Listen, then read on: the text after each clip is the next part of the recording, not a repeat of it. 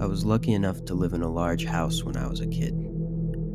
My house had a side room towards the back side of the first floor. My siblings called it the second living room because that's basically what it was. It had an old recliner, a small table, and a mid-sized couch. That's it. We hardly ever sat in there. One morning, I woke up sick. I told my mom, and she told me to take the day off from school and stay home. My siblings had to be at school, and my parents worked, so that meant I had the house to myself. I laid around in bed for a few hours, until around 10:30 a.m., when I heard steady walking coming from the first floor. I thought nothing of it at first, as I just assumed maybe my mom went in late to work like she did sometimes. I needed something to eat anyway, so I stood up and went downstairs to the kitchen. I made it about 3 feet in front of my kitchen's walk-in doorway when I locked eyes with not my mom, but a 6-foot-tall man wearing raggy and ripped-up clothes. I was frozen in fear. I just stood there. It was only for a few seconds, but it felt like hours had passed. The guy just stood there and watched me too. No expression or anything. I eventually pulled myself out of the shock and bolted for my bedroom upstairs. I didn't hear him following me, but I got in my bedroom and locked the door and moved a dresser in front of it anyways. I pulled out my phone and instead of calling 911 like I should have, I called my mom. I screamed into the phone telling her someone was in the house trying to kill me. She told me not to leave my room for any reason and call the police, so I did. 15 minutes later, the police finally show up, as I could see through my bedroom window. I watched them enter the house before I left my room to run down to them for safety. I told them everything that happened. They did a quick search of the home and found nothing. Not a single person or broken window or door. My parents came home shortly after and were furious that the guy had not been caught. I was extremely angry as well, but I was also relieved that I was alive. The police began packing their things, but as one of the last officers was on the way out, he noticed a Walmart bag sticking out from under our couch. It was that couch in the side room that no one ever used. And, well, what do you know? We found hundreds of trash bags and week-old rotting food under the couch, along with some of our personal items like wipes, water bottles, and we even found a bag of piss. Whoever that man in the kitchen was had been living under our couch for weeks. I can't comprehend how none of us had smelt any of the garbage that was piled up under there for the entire time he was there. The fact that he never made a single noise under there just baffles me. We've since cleaned that room out completely and turned it into a breakfast nook with wooden chairs so no more people can break in and find free housing in them. I go off to college in a few months, so I won't have to live in fear of that incident happening again for much longer. But I still think about it every time I wake up with a cough.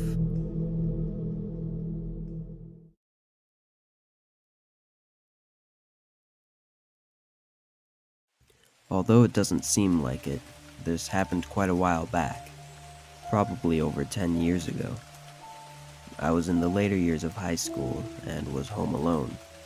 My parents were at a wedding that required them to stay at a hotel, and my brother worked the night shift. At that time, my family lived in a very well-known East Coast city, inside of a blue-collar neighborhood that was just starting to take a nosedive.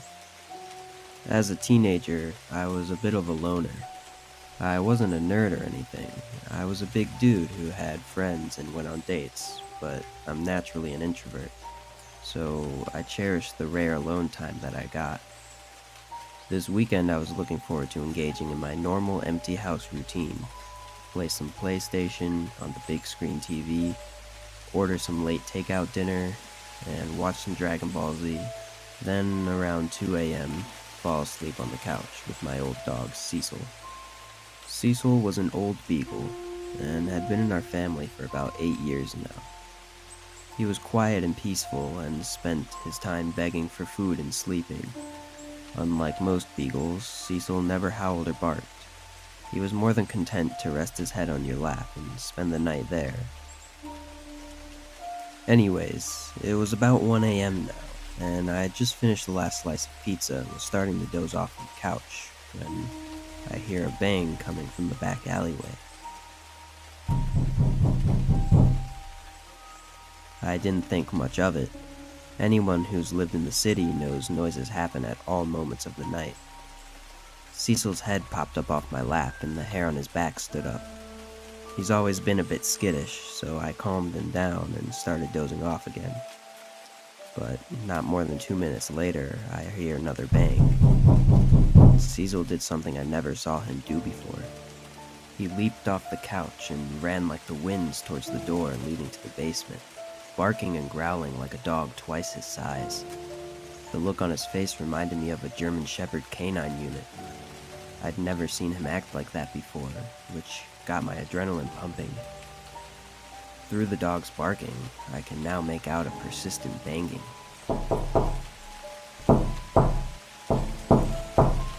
There was a seldom used door in the basement that led to our back alleyway. It was old and rusted and was hard to open, even with a key, and it made a lot of noise. I suddenly realized that someone was trying to break into my house through my basement door. For those who haven't lived in a bad neighborhood, it's usually general knowledge that if someone tries to get into your house and moves on after they realize the door is locked, they only wanted your stuff. But if someone is persistently trying to get into your house despite the door being locked, well, they want you. Knowing this, I rushed upstairs immediately to grab a heavy wood baseball bat that I kept under my bed for situations like this. Then I head down to my basement. I probably should have ran, but I was a macho teenager with a tough guy complex, and I had nowhere to go. While I'm heading down the stairs to my basement, Cecil blows past me with the speed and aggression of a dog half his age. Suddenly, I hear a man's voice say, "Oh fuck," and the banging stopped. I didn't call the cops or anyone else, which was probably the dumbest thing I've ever done. I just sat up for the rest of the night with the bat in my hand. My brother came home that morning and I told him what had happened. He went to the basement door to take a look, and when he gave it a tug to open it, the whole door fell off. This psycho was one good shove away from getting in my house, but old Cecil scared him off. I'm pretty sure that lazy fat old dog saved my life. When I tell this story to people, they dismiss his actions as a dog doing what a dog is supposed to do. But I can tell you that Cecil never barked or moved that fast in his life. It was almost like he knew the urgency, like he knew that door was gonna give. A few years back, we had to have him put down because he just had no will to live anymore. Before the injection, I got a moment alone with him. I thanked him one last time for his friendship and for what he did that night.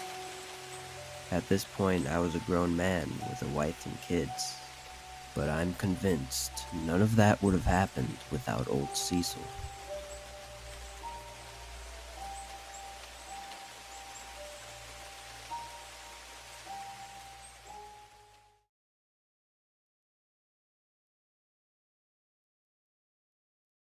I was around 13 at the time of this story.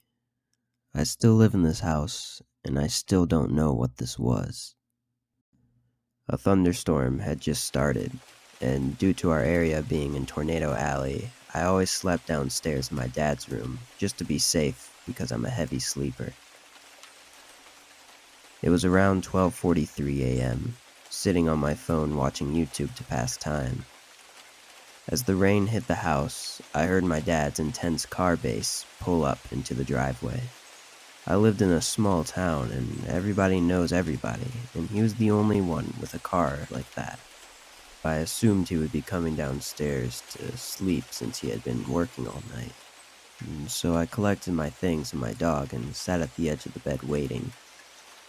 After waiting for a few minutes, I ended up walking over to the window that faced directly towards the driveway.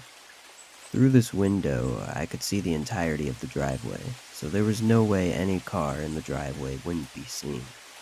But there wasn't a car. There was nothing.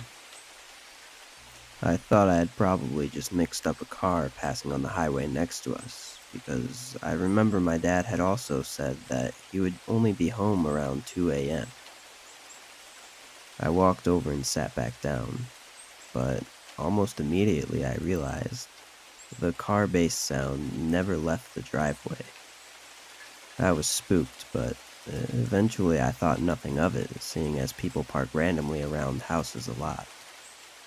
A few minutes passed by, and I heard my dad's cough in the garage. I thought he was home, and I was relieved because the storm was beginning to pick up. But it only frightened me more when I realized that I never heard the garage door open. I was too spooked to look out the window again, and so I waited.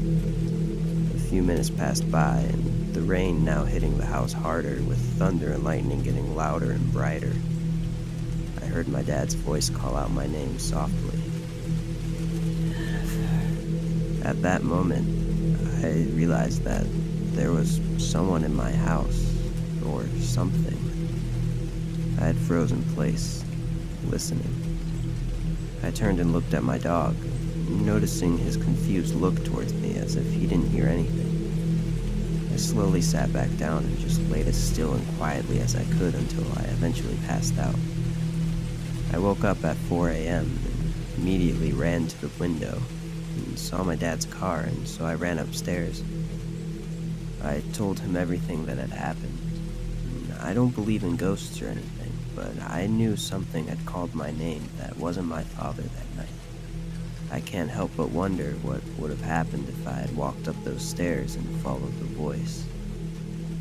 We don't know what really happened that night, but I can't help but feel uncomfortable in my own house now.